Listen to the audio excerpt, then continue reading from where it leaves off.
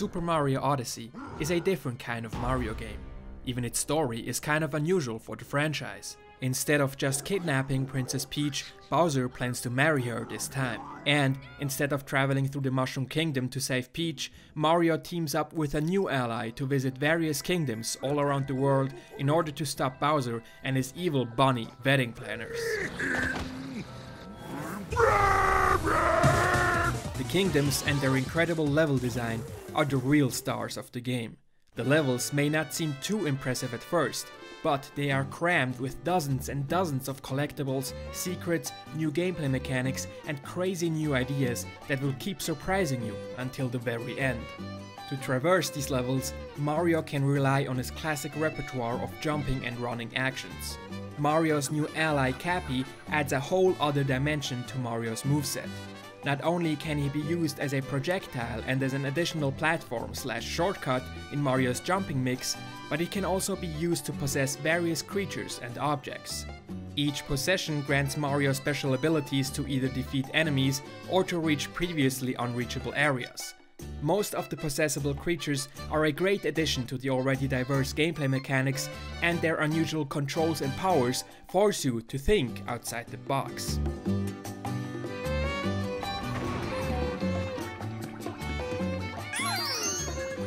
The controls feel very intuitive, fast, precise, and rewarding most of the time. One reason why the controls feel so good is the game's unique combination of very precise and immersive haptic and audio-visual feedback.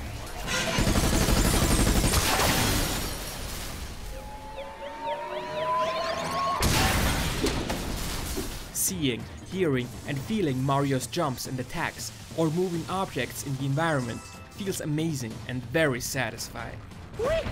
However, there are two major complaints I have to address. Unfortunately, the motion controls feel a bit forced and limit the range of possible control options. If you want to get the full range of Mario's moveset, you'll have to get used to playing with detached Joy-Cons. On top of that, some motion controls, including motion controlled aiming, are unreliable and thus useless in hectic situations where precision and timing is essential. The camera also feels a bit off because it constantly tries to stay behind Mario relative to his direction of movement. It can feel like the camera is working against you when you're trying to explore environments or keep enemies in your sight while moving in another direction. To progress through the game, Mario has to collect a certain amount of power moons in each level. Each power moon is linked to a specific task, puzzle, or boss fight. More often than not, there are multiple ways to tackle an objective, and the game rewards players that take the time to explore and experiment with Mario's moves and possessions. The game does a great job constantly teaching you different gameplay and puzzle mechanics without you even noticing it. Because of that, the challenges, including the boss fights, always feel weirdly intuitive and effortless, in a good way.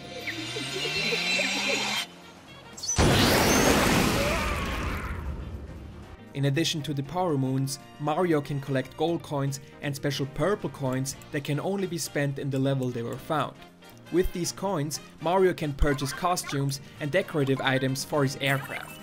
Even though these unlockables are purely cosmetic and don't alter the gameplay in any way, you will still feel the urge to keep collecting coins just to see what surprises there are left.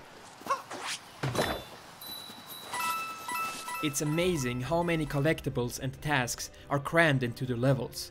The superb level design makes sure that there is always something interesting placed in your field of view. If you spot a power moon or coins in the distance, you can be sure that you will get distracted by a large amount of other things on your way to the power moon. These constant distractions and the ever-growing list of potential tasks to tackle next lead to a state of immersion and flow. One thing leads to another, and the game won't let you put down the controller so easily. If you do get stuck, you always have the option to purchase useful hints that should help you hunt down the remaining power moons. No microtransactions included. As great as the level design may be, you can't help but notice the very gamey layouts that take you back to the days of the Nintendo 64. Floating landmasses, floating platforms, mindless enemies, and invisible walls will always remind you that this is not a quote-unquote real immersive world, but just a video game level designed to be a video game level. Now, this is not a criticism per se, it's just something that some people may find too old school at times. Though to be fair, the game implements its central theme of traveling and vacation in some very creative ways that help to add at least some depth and background to the kingdoms Mario visits throughout his journey. The game's visual presentation unfortunately fluctuates between amazing and dull. Some environments, with their attention to detail and amazing lighting, are truly a sight to behold and offer some perfect backdrops for the included snapshot camera mode. Other areas, however, lack any attention to detail and feature some very uninspired and washed out textures combined with low poly objects. The ground textures look especially grainy, washed out, and not worthy of the overall greatness of the game. It's also worth noting that viewing distance can be distractingly bad at times, especially if you're searching for hidden collectibles in the distance.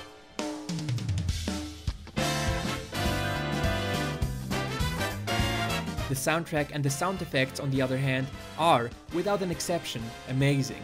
Distinctive tunes give each kingdom a different vibe and offer the perfect mix between nostalgic remixes of classic Mario tunes and new original tracks that will stay with you long after you finish the game. After finishing the main storyline, the game offers a ton of post-game content that can easily double the time you spend with the game, though a lot of players will probably feel overwhelmed by the crushingly hard difficulty of this content. Super Mario Odyssey successfully marries classic Mario gameplay mechanics with incredible new concepts and superb level design that take the series into unexpected and exciting directions. It's truly amazing how many different ideas the game successfully tackles, without ever feeling like a disconnected collection of gameplay sketches. The inconsistent quality of the game's visuals and the sometimes not so perfect controls can't change the fact that this is one of the greatest Super Mario games ever made.